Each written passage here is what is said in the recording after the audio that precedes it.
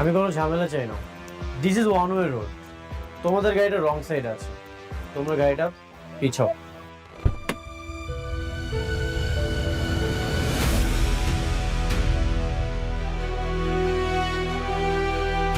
গাড়ি পিছাইবো না।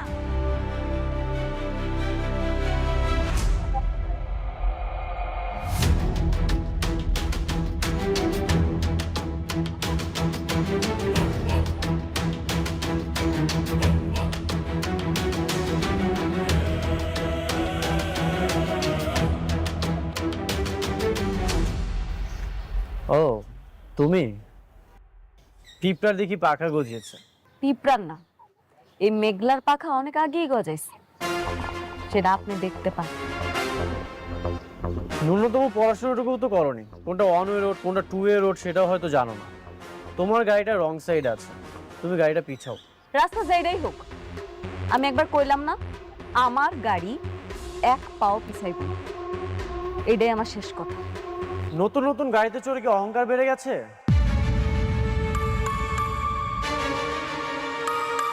কি দেখাচ্ছ তুমি? এই যে গাড়িতে চড়তে পারো, তোমার বডিগার্ড আছে, শো অফ করতেছো, কি দেখাতে চাও তুমি? আপনার যেইটা খুশি আপনি ভাবতে পারেন, আমার কিচ্ছু আসে যায় না। দুদিন আগেও তো বস্তিতে ছিলে। বস্তির মানুষ যে নতুন গাড়ি পেলে অহংকার বেড়ে যায়, সেটা তোমাকে না দেখলে আমি বুঝতে পারতাম না। এতদিন শুধু শুনেই এসেছি। ও এখন বস্তির মানুষ, আপনি মনে হয় ভুলে গেছেন এই বস্তিতেই আপনি খাইছেন, দাইছেন আর ঘুমাইছেন। বস্তির মানুষ যে মানুষ হয় সেটা ভুলা যাবেন না, মনে রাখবেন। দুদিন আগে তো তুমি ফকির ছিলে, অস্বীকার করতে পারবে? অস্বীকার তো করতেছি না, আপনার মতো স্বার্থপর না। যদি স্বার্থপর হইতাম তাহলে এই স্বার্থের খাতিরে অনেক ক্ষতি করতে পারতাম। আর কি ক্ষতি করতে চাও তুমি? হ্যাঁ, আবার জুতা তুলবা?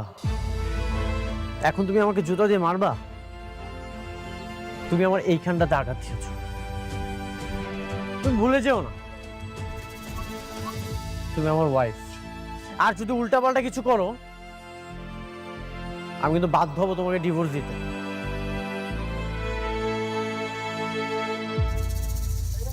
আর এমনিতেও আমি তোমাকে খুব দ্রুত ডিভোর্স দিয়ে দেবো। এইভাবে একটা সম্পর্ক রাখা যায় না। আপনাদের মতো পুরুষ মানুষেরা কিছু পারেন আর না পারেন, ভালোবাসা মানুষের দুর্বলতায় আঘাত করতে পারে।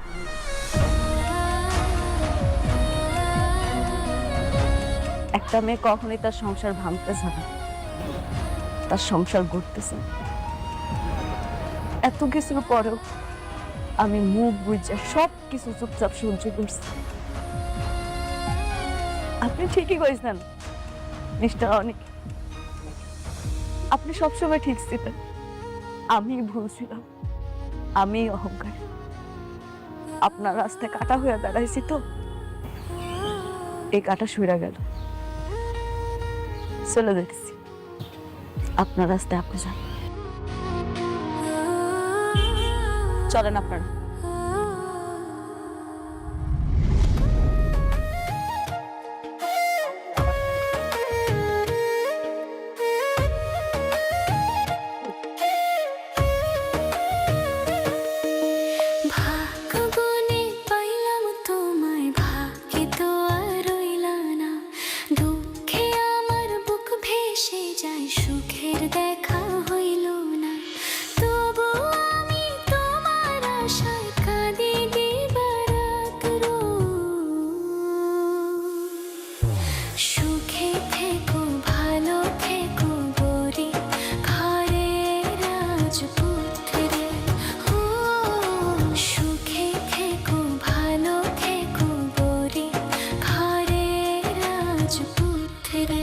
আঙ্কেল, সব ডিল তো ফাইনাল, এখন শুধু সময়ের অপেক্ষা।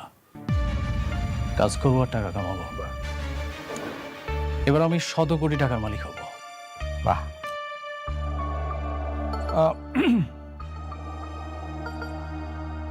ডিল ফাইনাল হয়েছে, এটা তো খুবই খুশির খবর। আমরা কিন্তু সবাই খুবই আনন্দিত।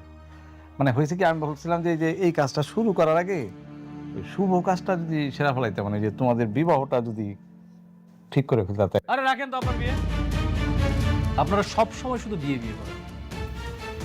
কোথায় একটা খুব সুন্দর একটা আনন্দের সংবাদ, একটু সময় মিলে আনন্দ করব, তা নয়। আচ্ছা আমি সরি, হ্যাঁ আপনার ভাতিজাকে একটা ফোন দেই, এই গুড নিউজটা ওকে জানানো খুব জরুরি দরকার।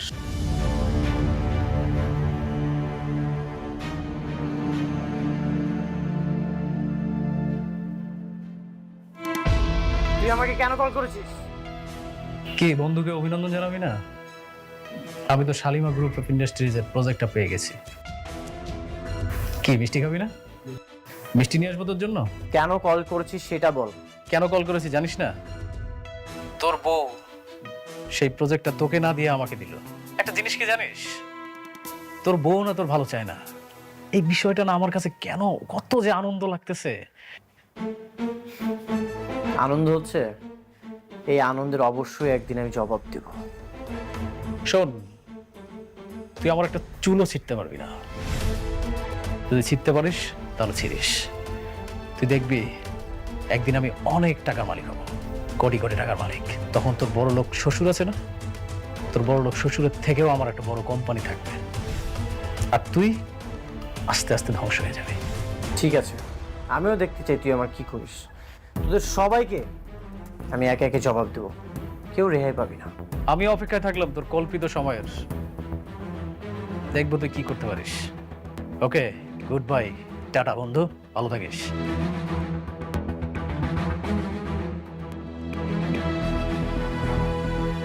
এভাবে তোমার শত্রুর সঙ্গে মিলে তোমার স্ত্রী তোমার ক্ষতি করলো, এখনো কি তুমি তাকে বউ বানিয়ে রাখবে? তুমি তাকে ডিভোর্স কি দেবে না? বললাম তো দিয়ে দিব। কবে দিবে? আমি তো তোমার মধ্যে কোনো ডিভোর্স দেওয়ার লক্ষণ পাচ্ছি না। আর কত সহ্য করবে? আমি আর সহ্য করব না, আজকের বোঝাপড়া হবে।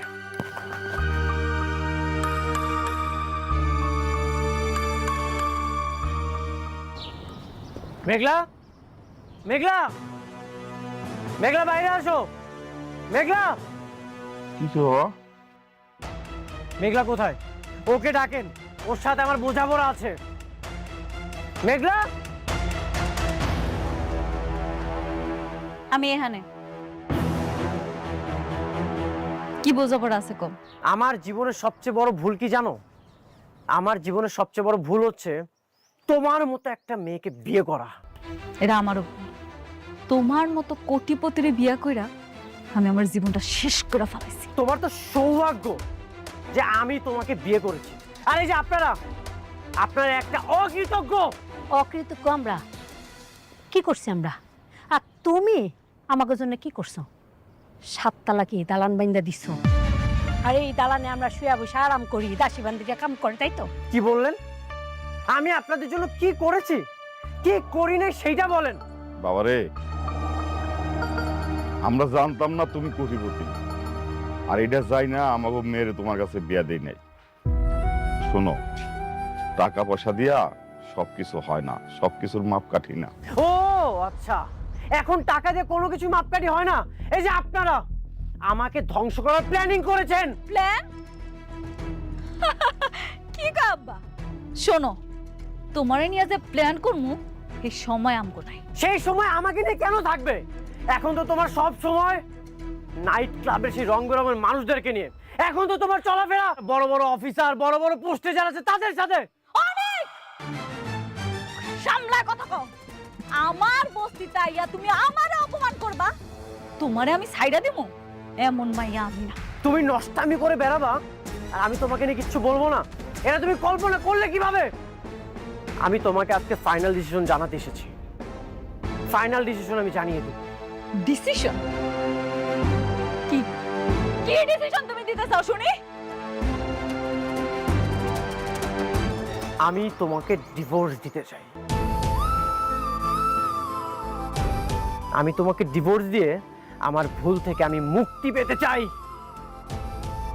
আমি সেই দিনই বুঝতে পারছিলাম, যেদিন তুমি আমার চোখের সামনে টাকার জন্য আরেকটা মেয়ের বিয়া করে ফেলাইছো।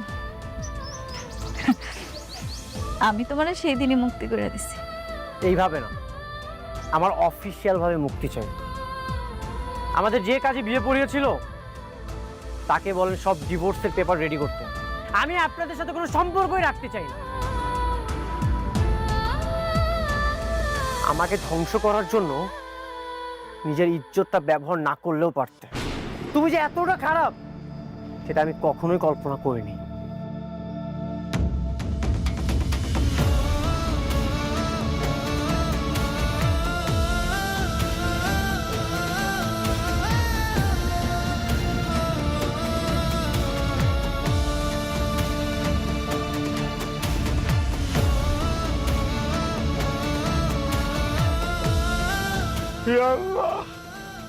আমার জন্য আজকে আমার মেয়ের সংসারটা নষ্ট হয়ে গেল।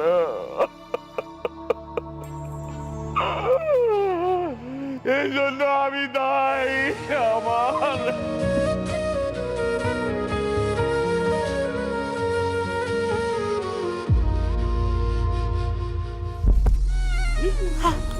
আল্লাহ বাবা কি হলো এটা? আমারে করে না আমারে।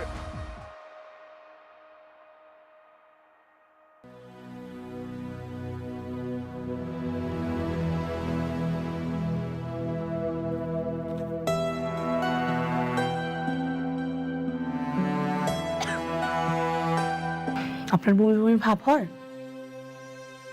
আচ্ছা, খাওয়া দাওয়া রুচি আছে? বুঝতে পেরেছি।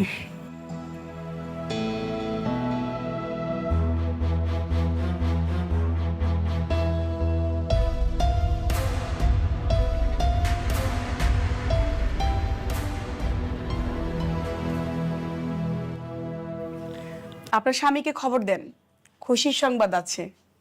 আপনার স্বামীকে বলেন মিষ্টি নিয়ে আসতে। কি সুখবর ডাক্তার সাহেব? নতুন মেহমান আসতে চলেছে, আপনি মা হতে চলেছেন।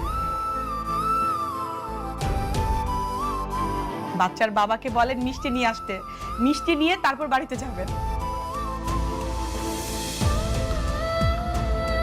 কি কি আপনি এগুলা কি কইতাছেন?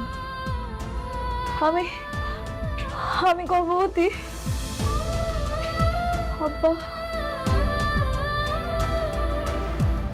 ম্যাডাম, আমার জামাইয়ের লাগে তো আমার কোনো যোগাযোগই নেই। মানে? মানে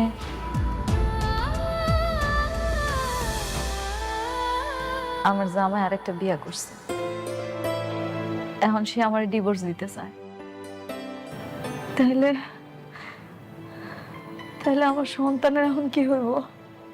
প্রেগনেন্ট অবস্থায় তো স্বামী স্ত্রী ডিভোর্স হয় না, আপনারা নতুন করে আবার সিদ্ধান্ত নেবেন।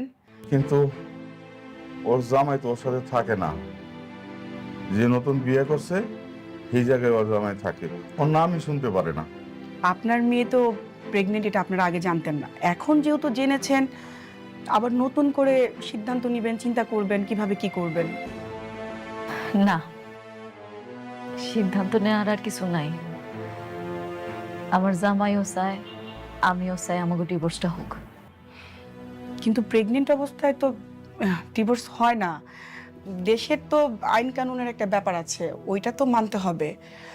আপনাদের সন্তানের কথা চিন্তা করে আপনারা হাজবেন্ড ওয়াইফ আবার নতুন করে ভাবেন, এত তাড়াতাড়ি সিদ্ধান্ত নেওয়ার তো কিছু নাই। ভাবা ভাবির আর কিছু নাই আপা। যে মানুষটা আমার কথা একটা বড় চিন্তা না কইরা টাকার জন্য আরেকটা বিয়া করতে পারে, যে মানুষটা আমার ডিভোর্স দেওয়ার জন্য উল্টা কইরা লাগতে পারে, আমি কোন মুখ নিয়ে ওই মানুষটার কাছে যাবো আপনি কোন? না, আমি আর যাব না। পৃথিবীতে তো এমন অনেক সন্তান আছে যারা জন্মের পর বাপ মা কাউরে দেখে না, তাই বলে তারা কি বড় হয় না, মানুষ হয় না? আমি আমার সন্তানের জন্য আছি, আমি ওরে বড় করব, ও জানবো ওর কোনো বাপ নাই। আপনারা যেটা ভালো মনে করেন, আমার যেটা ভালো বলার ছিল আমি বললাম।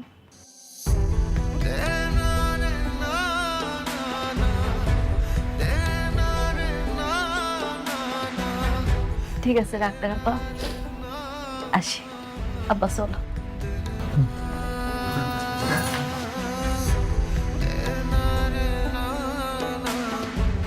মারে তুই জামাইরে তালাক দিস না। তোর পেটে যে সন্তানরা আছে তার তো বাবার আদরের দরকার, তাই না? তুই যদি তালাক দিয়া দেস তাহলে তো বাবার আদর পাইব না। আব্বা, তুমি এগুলা কি কইতেছো? তুমি মনে হয় জানো না অনেক কি চায়। তোমার কি কিচ্ছু মনে নাই? তুমি দেখলা না ওইদিন সবার সামনে হয় কেমনে আমাকে ডিভোর্স দিতে কইলো? মনে থাকবো না কেন, কিন্তু তোর পেটে সন্তানের কথাও তো ভাবা লাগবে। কোনো দরকার নাই মা, কোনো দরকার নেই। যে মানুষটা আমার কথা একবারও চিন্তা না কইরা আরেকজনের বিয়া করতে পারছে, তার কাছে আমি ছোট হইতে চাই না। আমার ভাগ্যে যা আছে তাই হই। কিন্তু ডাক্তার যে কইলো পেটে বাচ্চা থাকলে নাকি স্বামী স্ত্রী তালাক হয় না। কোনো না কোনো ব্যবস্থা তো ঠিকই করতে হইব। দরকার পড়লে আমি উকিলের লগে কথা বলবো। মারে তুই একটু জামাই বাবাজির সাথে কথা বল। না, কোনো দরকার নেই। আমার পেটের সন্তানের কথা ওরা আমি কিচ্ছু কম না। সময় হলেও ঠিকই টের পাবে। দেখ যেটা ভালো মনে করো।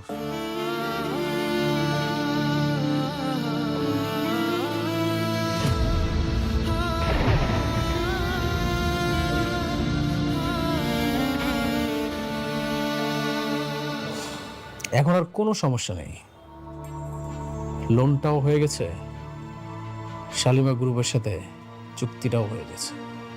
এখন শুধু কাজ শুরু করতে হবে, আর কাজ শেষ হয়ে গেলেই শত শত কোটি টাকা আমার পকেটে ঢুকবে।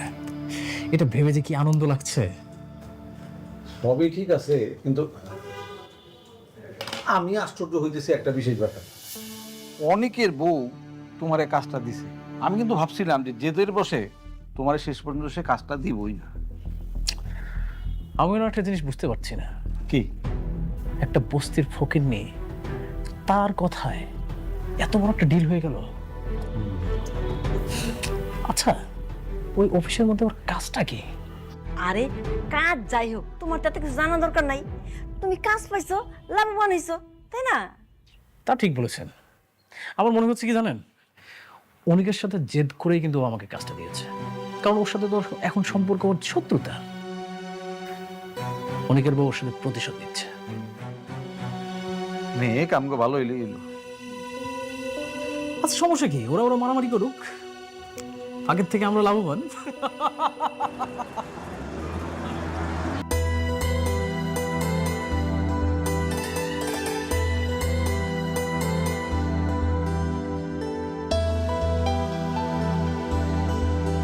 কি ব্যাপার, আপনারা সবাই এখানে খাড়া রয়েছেন যে? Madam, congratulations. আপনার এবং আপনার অনাগত সন্তানের জন্য আমার পক্ষ থেকে শুভেচ্ছা। ধন্যবাদ ম্যাডাম, অ্যাডমিনের পক্ষ থেকে। ধন্যবাদ। একটু রাখেন তো। Madam marketing.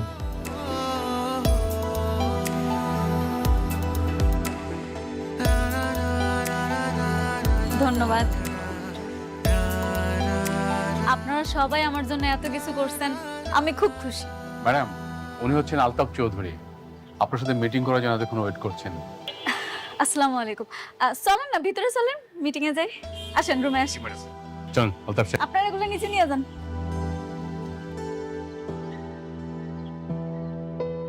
বসেন বসেন। ঠিক আছে। আপনার বাবার সাথে আমি দীর্ঘদিন ব্যবসা করছি, উনি আমাকে খুব পছন্দ করতেন। এই আপনার কথা আমি ওনার কাছে শুনেছি, তো ভাবলাম অফিসে গিয়ে একটু দেখা করি, পরিচিত হই। ও আচ্ছা, আপনারা দেখে আমার খুব ভালো লাগছে। ভেবেছিলাম শাকের চৌধুরীর মেয়ে অনেক মডার্ন আধুনিক হবে, কিন্তু আপনাকে দেখে তো তা মনে হয় না। কেন, আমার দেখে কেমন মনে হয় আপনার? মনে তো হয় বস্তির থেকে এসছে। এই শহরের অলিগলিতে বস্তিতে যারা থাকে, আপনার আচরণ দেখে তো মনে হলো সেরকমই। আপনি ঠিকই কইছেন, আমি বস্তিতেই থাকি। আমার পালিত বাবা মা এখনো বস্তিতেই থাকে। আপনার মতো একজন কোটিপতি বস্তিতে থাকবে এটা তো মানেই যায় না। বস্তিতে তো থাকে গরিব ফকিন্নিরা, আপনি তো গরিব না। তাতে কি হয়েছে? আপনারা কইলাম না ছোটবেলা থেকে ওখানে মানুষ হয়েছে, এই জন্য হেনেই থাকি। আলতাফ সাহেব, আমরা এই বিষয়ে আলোচনা না করে আমরা ব্যবসায়িক আলোচনাটা সেরে ফেলি। ও শিওর। আমার একটা শেষ প্রশ্ন ম্যাডাম, আপনার স্বামী কি করে? নিয়োগে বস্তিতে থাকে, একদিন নিয়ে আসেন না, অফিসে আমরা পরিচিত হব। কিছু মনে করবেন না, আমি আসলে আমার বাচ্চার বাবার পরিচয়টা সবার সামনে আনতে চাইতেছি না। মানে কি, সন্তানের কোনো বাবা নাই আর বস্তিতে থেকেও এত অ্যাডভান্স? স্বামী ছাড়াই সন্তান? অবশ্য বস্তিতে এরকম স্বামী ছাড়া সন্তান অহরহই হয়। আলতাফ সাহেব,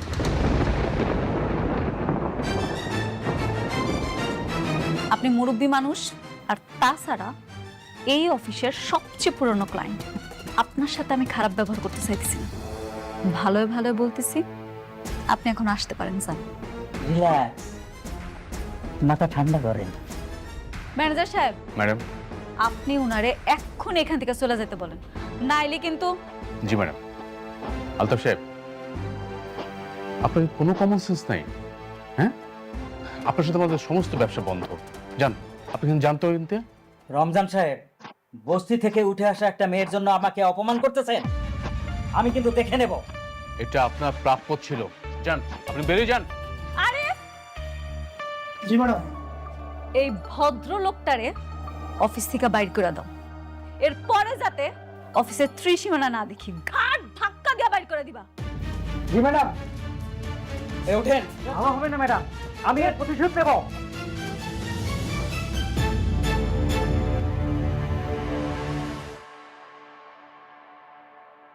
উনি আমাদের সাথে বিজনেস না করলে কয় টাকা লস হবে? না ম্যাডাম, কিচ্ছু হবে না, ব্যাপারটা আমি দেখব। সরি ম্যানেজার আঙ্কেল, আসলে আমি ওনার কথাগুলো নিতে পারি নাই। ম্যাডাম, আপনি উচিত শিক্ষা দিয়েছেন, এইসব লোকদের এরকম শিক্ষাই দেওয়া উচিত। স্যার আসসালামু আলাইকুম। ওয়ালাইকুম আসসালাম। কি নেবেন দেখুন। দেখো কি পছন্দ হয় তোমার।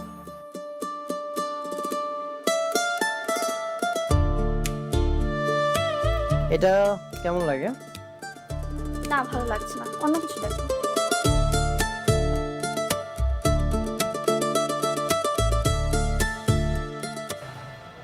এটা তো খুব সুন্দর।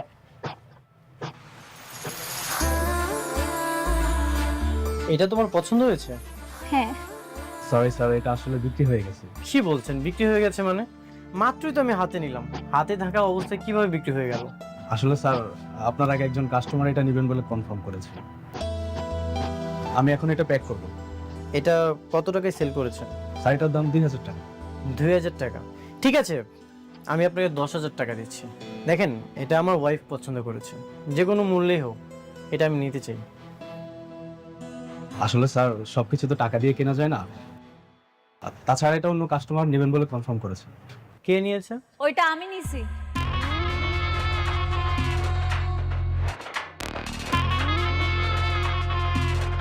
আপনি কাজ করুন, পেড করুন। হ্যাঁ জি স্যার, বেক করে দিয়েছি। চলো আমরা চলে যাই।